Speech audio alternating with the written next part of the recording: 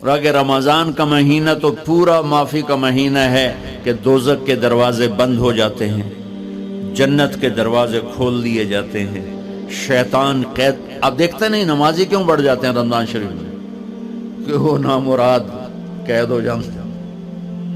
تو کسی کو زنجیروں میں باندھا ہو وہ چل تو نہیں سکتا، چھوڑ دو زنجیریں تو چل پڑے گا. تو اللہ تعالی ہم سب کی حفاظت فرمائے. کوئی دعویٰ نہ کرے، لیکن جو تھوڑا سا غفلت میں ہوتا ہے تو ایمان کمزور ہوتا ہے، انہوں تو شیطان بن کے جامع نہیں دیتے. جمعے جاواں گے، جمعے کئی جمعہ بھی نہیں پڑھتے، عید تے جاواں گے کوئی عید بھی نہیں پڑھتے. یہیں یہ ایک نگینہ سینما کے مالک نے بیان کروایا تھا اور اس نے بعد میں اس سینما کو گرا دیا. آج کل وہ کینیڈا میں ہوتا ہے. تو وہ سینمے کا جو تھا نا مینیجر، وہ میرے پاس آیا، کہا مولانا آج میں پہلی نماز پڑھی ہے. وہاں ہم نے مغرب کی نماز پڑھی، اس کے بعد بیان ہوا. بیان کے بعد وہ اتنا ہنگامہ ہوا کہ رش بہت تھا تو وہاں نماز پڑھی نہیں جا سکے. ہم نے کہنے لگا میں چل رہا تھا میرے ساتھ ساتھ، مولانا آج میں پہلی نماز پڑھی. میں نے کہا کیا مطلب؟ کہا جی یہی کہ آج زندگی دی پہلی نماز پڑھی. ہوگا راؤنڈ اباؤٹ 40-45 سال کا. میں کہا پہلی نماز؟ ہاں جی پہلی نماز. جمعہ پڑھے؟ نہیں کدی نہیں. عید؟ نہیں کدی نہیں. آج پہلی نماز توڑے پیچھے پڑھی. شیطان جب قید ہوتا ہے تو زنجیریں کھل جاتی ہیں تو نمازی بڑھنا شروع ہو جاتے ہیں. اس کے بعد جو گھٹتے ہیں نا تو شیطان کی وجہ سے نہیں، اپنی عادت اور سستی کی وجہ سے. پہلے 2-3 دن بڑا جوش ہوتا ہے، پھر اس کے بعد گھٹتے ادھے کو پھر نکل جاندے ہیں، ادھے رہ جاندے ہیں.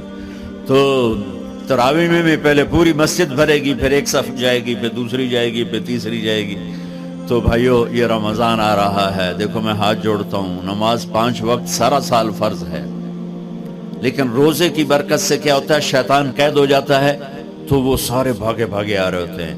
اللہ سے مانگ لو اس رمضان میں کہ یا اللہ ایسی توفیق دے کہ موت تک نماز نہ چھوٹے. رمضان میں بہت سے لوگ رشوت لینا چھوڑ دیتے ہیں کہ نہیں جی ہوں رمضان شریف آ گیا. رمضان شریف بھی تو آیا ہے لیکن اصل میں شیطان قید ہوا ہے تو اب کہہ رہے نہیں ہوں رشوت نہیں لینی، مہینے بعد لواں گے. ڈنڈی مارنے والا کہتا ہے نہیں صحیح تولنا ہے، پھر رمضان تو بعد کٹھی کسر کر لواں گے. وہ کیا وجہ ہے پیچھے؟ ایک تو رمضان کی برکات ہیں اور ایک شیطان کا قید ہونا ہے، اور ایک جنت کے دروازوں کا کھل جانا، دوزخ کے دروازوں کا بند ہونا، اللہ کے عرش کا پہلے آسمان پہ مستقل ڈیرا ڈال دینا، اور پھر اعلان کرنا ہے کوئی بخشش آنے والا ہے، کوئی معافی مانگنے والا ہے، کوئی توبہ کرنے والا ہے، کوئی جنت مانگنے والا ہے، کوئی دنیا مانگنے والا، آؤ مانگو. اور ایک فرشتہ اعلان کرتا ہے اے بھلائی کے چاہنے والے شاباش آگے بڑھ، اور دوسرا فرشتہ اعلان کرتا ہے اے برائی کے کرنے والے بس کر اور واپس آ جا، بس کر اور واپس آ جا. رمضان کا مطلب ہے جل جانا. رمضان کے لفظ کا مطلب ہے جل جانا. جلنے کا مطلب کیوں ہے اس میں؟ کہ رمضان میں اللہ سارے گناہوں سے اپنے بندوں کو پاک کر دیتا ہے اور ان کے گناہوں کو جلا دیتا ہے، جس سے وہ پاک ہو کر جو سونا آگ میں جل کے خالص ہو کے باہر آتا ہے، روزہ رکھنے والا بھوک کی آگ میں جل کے خالص ہو کے باہر آ جاتا ہے، اللہ اس کے سارے گناہ معاف فرماتا ہے. جان نال سنیں، سب سے اعلیٰ درجے کا مسلمان، میرے نبی کا جواب،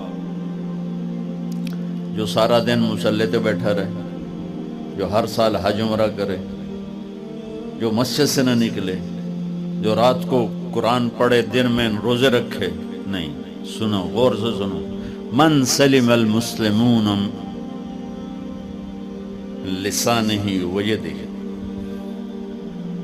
سب سے اعلیٰ درجے کا مسلمان فیصلہ بات کا وہ ہے جو اپنے مسلمانوں کو تکلیف نہ پہنچائے، جو ہاتھ اور زبان سے کسی کو تکلیف نہ پہنچائے، وہ سب سے اعلیٰ درجے کا مسلمان ہے. کیا بات. میرے نبی سے ایک صحابی نے پوچھا یا رسول اللہ، ہمارے محلے میں ایک خاتون رہتی ہے، رات کو تہجد پڑھتی ہے، دن میں روزے رکھتی ہے، پر اس کی زبان بہت سخت ہے، بہت بےزتی کرتی۔ آپ نے کہا جہنم میں جائے گی۔ کہا جی ایک خاتون ہے جو نہ نفلی روزہ، لیکن اس کی زبان کا بول بڑا میٹھا ہے، کہا وہ جنت میں جائے گی۔ تو سب سے اعلیٰ درجے کا مسلمان کون ہے جو کسی کو تکلیف نہ پہنچائے؟ پھر اس نے پوچھا ای الایمان افضل، سب سے اعلیٰ درجے کا مومن کون ہے؟ تو آپ نے فرمایا حسن الاخلاق، جس کے اخلاق اچھے ہوں وہ سب سے اعلیٰ درجے کا ایمان والا ہے۔ کیونکہ تکلیف نہ پہنچانا اخلاق کی ایک صفت ہے، اور اخلاق کی بے شمار اقسام۔ میرے نبی نے فرمایا اچھے اخلاق 360 صفات کا نام ہے۔ ایک صفت بھی کسی مسلمان مرد عورت کے اندر ہوگی تو جنت میں چلا جائے گا۔ سامنے ابو بکر بیٹھے تھے، کہنے لگے یا رسول اللہ کو میرے اندر بھی ہے؟ تو آپ نے فرمایا تیرے اندر ساری ہے، ساری تیرے اندر ساری۔ تو ابتدا بھی بتا دی، انتہا بھی بتا دی، اور عبادت بھی مسلمان کو اخلاق تک پہنچاتی ہے۔ اب سنو قرآن سے، اللہ تعالیٰ انسان کسے کہتا ہے؟ ایمان والوں کو۔ ان الذین کفروا من اہل الکتاب والمشرکین فی نار جہنم خالدین فیہا اولئک ہم شر البریہ۔ سب سے بدترین مخلوق وہ ہے جو اللہ کو نہ مانے، جو اللہ کے دین کو نہ مانے۔ آپ نے کہا وہ سب سے بدترین مخلوق۔ تو لا الہ الا اللہ محمد رسول اللہ ہمیں انسانیت میں داخل کرتا ہے۔ انسان ہے ہی وہ جو لا الہ الا اللہ محمد رسول اللہ کا کلمہ پڑھتا ہو میرے رب کے نزدیک۔ نماز کیا ہے؟ نماز کیا ہے؟ بول بھائی ہاں۔ میرا اللہ کہتا ہے ان الصلاۃ تنہا، اب آئی نہیں چل رہا،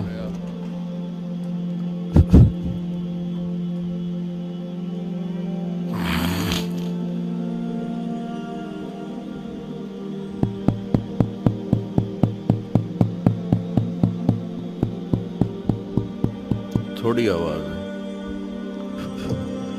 نماز کیا ہے؟ ان الصلاۃ تنہا عن الفحشاء والمنکر، تم نماز پڑھو، یہ تمہیں بد اخلاقی سے بچائے گی اور یہ تمہیں گناہوں سے بچائے گی۔ تو نماز بھی انسان کو اخلاق تک لے جا رہی ہے، فحاشی سے بچائے گی، گناہوں سے بچائے گی، اخلاق کی طرف سفر۔ روزہ آ رہا ہے، روزہ کس لیے ہے؟ کتب علیکم الصیام کما کتب علی الذین من قبلکم لعلکم تتقون، تم پر روزہ فرض کیا ہے جیسے پہلوں پہ کیا تھا تاکہ تم تقوی والے بن جاؤ۔ تقوی والے کون ہیں؟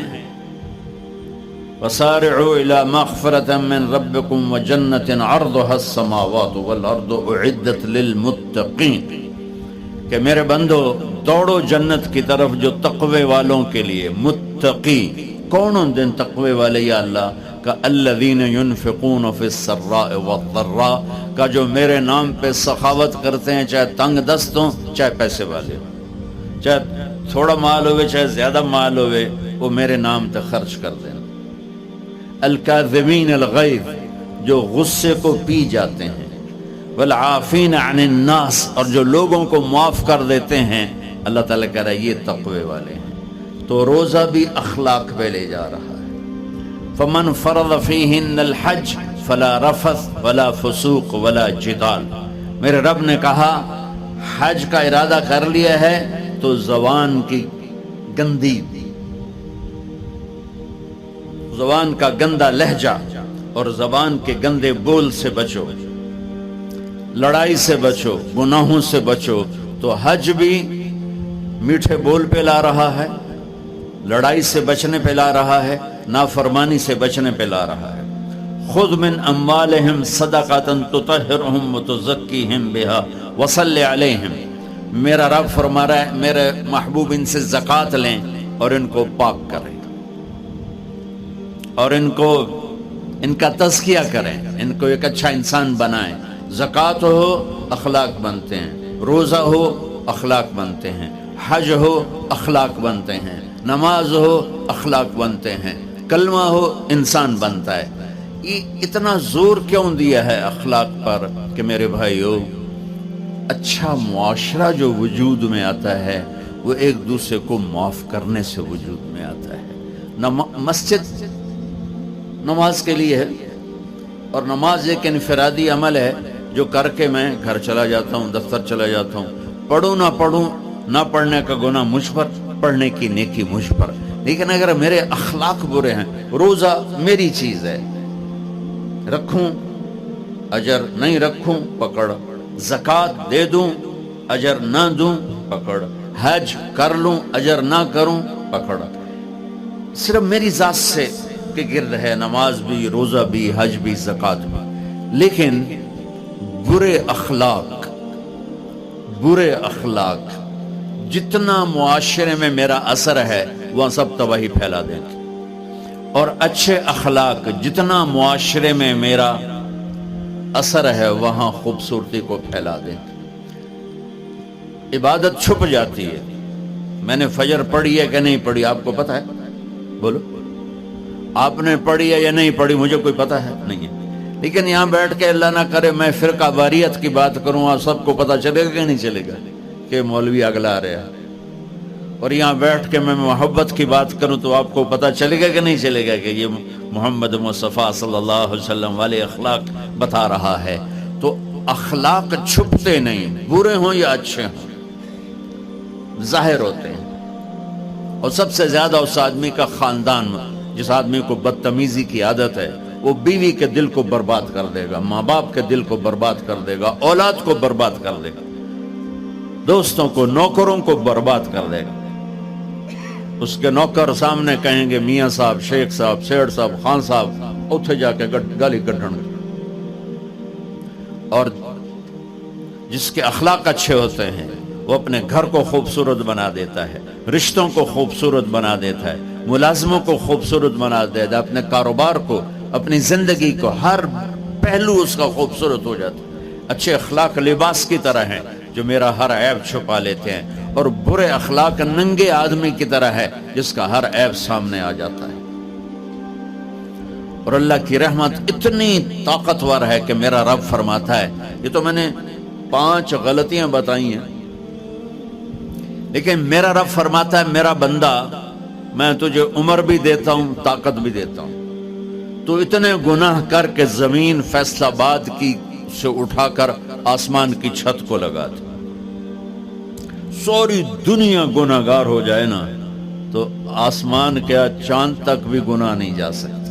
اور میرا اللہ کہہ رہا ہے ایک مرد عورت اتنے گناہ کرے کہ آسمان کی چھت کو لگا دے، پھر صرف ایک دفعہ مجھے کہے یا اللہ معاف کر، تو میں سارے ہی معاف کر دوں۔ تو بھائیو، یہ رات بھی معافی مانگنے کی ہے۔ تو میرے عزیز، و رمضان شریف آ رہا ہے، اپنے دل کو کینہ سے صاف کرو، بغض سے صاف کرو، نفرت سے صاف کرو، کسی سے لڑے ہوئے ہو اللہ کے واسطے صلح کر لو۔ یہ لڑنے کی جگہ نہیں ہے، محبت کر کے جاؤ تو اللہ بڑے اونچے عالی درجات نصیب فرمائے گا۔ اور اللہ تعالیٰ موقع دے تو رمضان میں ایک 3 دن تبلیغ میں اللہ کے راستے میں ضرور لگا لینا۔ تو سارے بھائی نیت کرتے ہو؟ سنت ہے۔